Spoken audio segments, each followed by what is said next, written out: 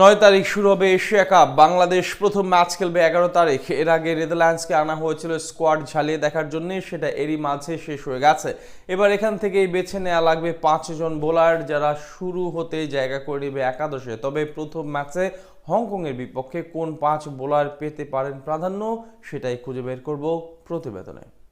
নেদারল্যান্ডসের বিপক্ষে সংক্ষিপ্ত একটা প্রস্তুতি সিরিজ আয়োজন করেছিল বাংলাদেশ। মূল লক্ষ্য ছিল স্কোয়াডের গভীরতা যাচাই করা এবং আসন্ন বড় টুর্নামেন্টের আগে কিছু কার্যকর কম্বিনেশন গড়ে তোলা। সেই লক্ষ্যই দেখা যাচ্ছে সিরিজটি মোটের উপর সফলই বলা যায়। প্রথম 2 ম্যাচে জয় তুলে নিয়ে 2-0 ব্যবধানে সিরিজ নিজেদের করে নেয় টাইগাররা। যদিও শেষ ম্যাচটি বৃষ্টির কারণে পরিত্যক্ত হয়েছে, যা কিছুটা হতাশার হলেও সিরিজের ফলাফল বড় প্রভাব ফেলতে পারেনি। বিশেষ করে তরুণদের পারফরমেন্স ও দলে প্রতিযোগিতা করার আবহ এই সিরিজ চোখে পড়েছে স্পষ্টভাবে। তবে একটি দিকও এখনো নাড়া দিচ্ছে সমর্থকদের। 2025 সালে এখন পর্যন্ত মুস্তাফিজুর রহমানকে ছাড়া কোনো টি-20 ম্যাচ জয় পায়নি বাংলাদেশ। এটি নিঃসন্দেহে একটি আক্ষেপের জায়গা, বিশেষ করে যখন দল চেষ্টা করেছে বিকল্প খুঁজে বের করতে। তারপরও প্রস্তুতি সিরিজ হিসাবে এটি যে যথেষ্ট ইতিবাচক বার্তাই দিয়েছে, সে বিষয়ে সন্দেহের কোনো সুযোগ নেই। তবে এই সিরিজের পর এখন বাংলাদেশ কোচকে ভাবতে হবে এশিয়া কাপ নিয়ে। সেখানে কোনো বোলার রাখবেন তিনি, সেটাই এখন প্রশ্ন। বিশেষ করে নাসুম সাকিবদের পারফরমেন্সের পর বেড়ে গেছে প্রতিযোগিতা।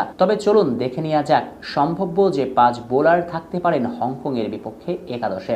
দলে যদি একজন বোলারের উপস্থিতি নিশ্চিত বলতে হয়, তবে নিঃসন্দেহে সে নাম হবে মুস্তাফিজুর রহমান। এতে সামান্য সন্দেহের জায়গা নেই। 2025 সালে এখন পর্যন্ত যেন স্বপ্নের মতো কাটছে কাটার মাস্টারের জন্য। পরিসংখ্যান বলে দেয় তার গুরুত্ব।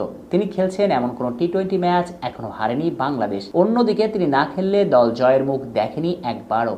এমন রেকর্ড প্রমাণ করে মুস্তাফিজ কেবল একজন সিনিয়র খেলোয়াড় নন, বরং দলের বোলিং আক্রমণের হৃদস্পন্দন। তার উপস্থিতি দলকে দেয় বাড়তি আত্মবিশ্বাস ও ছন্দ, যা তাকে করে তোলে স্কোয়াডের অবিচ্ছেদ্য অংশ।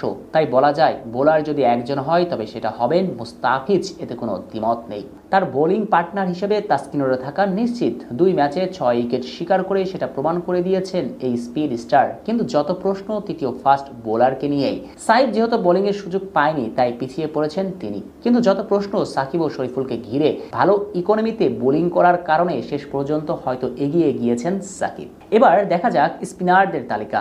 সাইফ ও শামীম পাটোয়ারি যদি কোচের পছন্দের তালিকায় থাকেন, তবে 2 জন এক্সট্রা পার্ট টাইমার পাবে বাংলাদেশ। তবে মূল বোলারের অপশন হচ্ছেন রিশাদ নাসুম ও শেখ মেহেদী। যেহেতু মেহেদী দলের অন্যতম স্ট্রাইক বোলার, সব মাঠেই পারফর্মার, তিনি দলে থাকবেন তা নিশ্চিত। এখন যত প্রশ্ন আসবে নাসুম ও রিশাদকে ঘিরে, হয়তো নেদারল্যান্ডসের সাথে ভালো করার পুরস্কার নিয়েই এগিয়ে যেতে পারেন নাসুমই। এদেরকে নিয়ে সাজানো হবে বাংলাদেশের বোলিং লাইন আপ। দলে যদি একজন বোলারের উপস্থিতি নিশ্চিত বলতে হয়, তবে নিঃসন্দেহে সে নাম হবে মুস্তাফিজুর রহমান।